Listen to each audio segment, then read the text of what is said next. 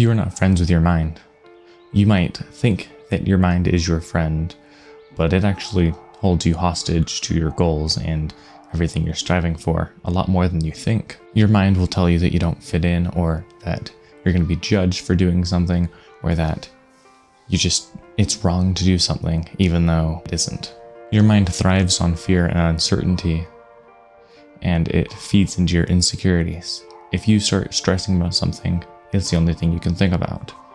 When you think about a negative thing, it's the only thing your mind thinks about, and it's because, well, our minds want to be around those negative things. They enjoy negative stuff. Why do you think there's such a huge demand for super depressing content on social media, where it's some depressing quote, or someone sitting there being sad with some sad music, or just overall how there's so much sad music? It's there because our minds like it. No matter what you want to think, you have a part of you that enjoys sad music. We all do. We enjoy the negative, but it's not helpful. It just holds you back. But in your mind, you might feel good for listening to it.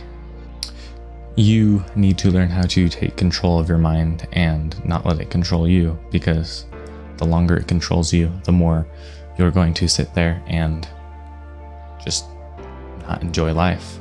That little fear you have is because of your mind. A great way to find out if your mind is being helpful in the situation you're in at the exact moment is to ask yourself, are these thoughts helpful or harmful? Are they reality or are they an illusion? Because your brain cannot tell the difference between something you've thought of versus something that's physically happening to you. If you imagine some sort of a problem that's happening in your life, even though it's not actually happening, your brain's going to react as if it's actually happening.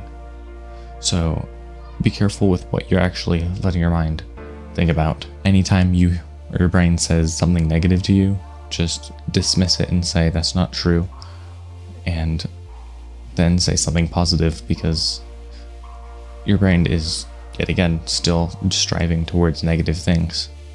Another way to gain control over your mind is by focusing on things that don't give you instant pleasure, because the more your dopamine is hit, the more your brain's going to crave it. And the things that give the most dopamine usually aren't the most beneficial, because it involves no effort to get the dopamine. Dopamine is something that you should be getting for doing some difficult work. That means not sitting on a screen and just wasting hours.